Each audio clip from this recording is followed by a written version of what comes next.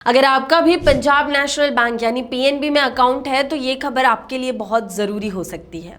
हो सकता है आपके पास एक ऐसा बैंक अकाउंट हो जो आपने कई साल पहले खुलवाया था। शायद वो आपका पुराना सैलरी अकाउंट हो या किसी स्कीम का पैसा लेने के लिए खुलवाया गया हो, या फिर घर के किसी बुजुर्ग के नाम पर अकाउंट हो जिसका अब ज़्यादा इस्तेमाल नहीं होता और आप सोच रहे हो कि अकाउंट पड़ा है, जब ज़रूरत होगी तब देख लेंगे। लेकिन पीएनबी अब ऐसे कुछ अकाउंट्स को बंद करने जा रही है। पीएनबी के नोटिस के मुताबिक उन अकाउंट्स पर क्लोजर की कार्रवाई हो सकती है जहां 30 जून 2026 तक 3 साल या उससे ज्यादा समय से कोई कस्टमर ट्रांजैक्शन नहीं हुआ है और अकाउंट का बैलेंस भी जीरो है। और अगर आपका अकाउंट भी इस कैटेगरी में आता है तो 13 सितंबर 2026 से पहले जरूरी एक्शंस लेने होंगे। लेकिन यहाँ एक कंफ्यूजन हो सकता है, क्या हर वो पीएनबी अकाउंट बंद हो जाएगा जो 3 साल पुराना है?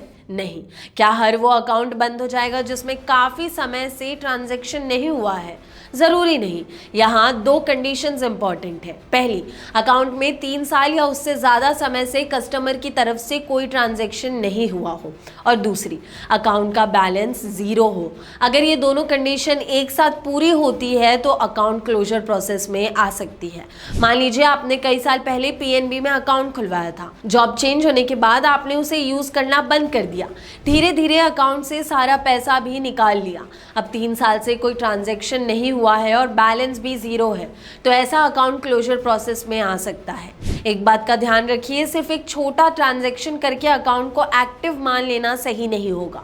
अगर आपका अकाउंट इनऑपरेटिव हो चुका है तो पहले पीएनबी से उसका करंट स्टेटस कंफर्म कीजिए और बैंक जो प्रोसेस बताए उसे फॉलो कीजिए। और सिर्फ अपना अकाउंट ही नहीं, घर में पेरेंट्स या ग्रैंड पेरेंट्स के नाम पर कोई पुराना पीएनबी अकाउंट है तो उसका स्टेटस भी चेक कर लीजिए। कई बार ऐसे अकाउंट सालों तक यूज़ नहीं होते और परिवार को पता भी नहीं होता कि उनका स्टेटस क्या है।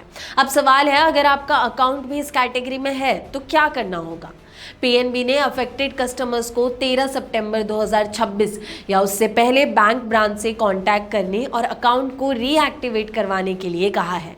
इसके लिए केवाईसी डॉक्यूमेंट्स की ज़रूरत पड़ सकती है, यानी बैंक आपसे अपडेटेड आइडेंटिटी और एड्रेस प्रूफ के साथ पीएनबी या ज़रूरत पड़ने पर फॉर्म 60 जैसे डॉक्यूमेंट्स मांग सकता है। बैंक डॉक्यूमेंट्स वेरीफाई करेगा और प्रोसेस कंप्लीट होने के बाद अकाउंट को दोबारा ऑपरेटिव यानी एक्टिव कैटेगरी में लाया जा सकता है।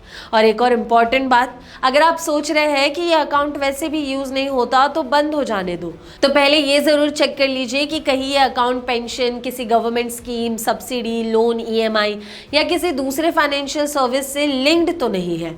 क्योंकि अगर अकाउंट बंद हो गया और फ्यूचर में किसी पेमेंट के लिए इसी अकाउंट की डिटेल रजिस्टर्ड है तो आपको दिक्कत हो सकती है।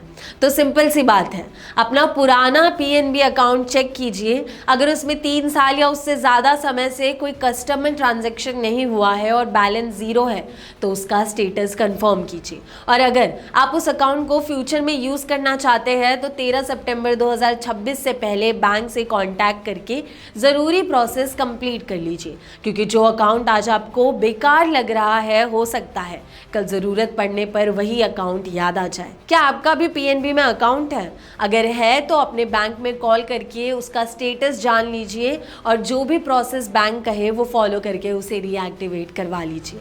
उम्मीद करते हैं आपको वीडियो पसंद आई हो। ऐसे और वीडियोस के लिए लाइक, शेयर और सब्सक्राइब ज़रूर करें।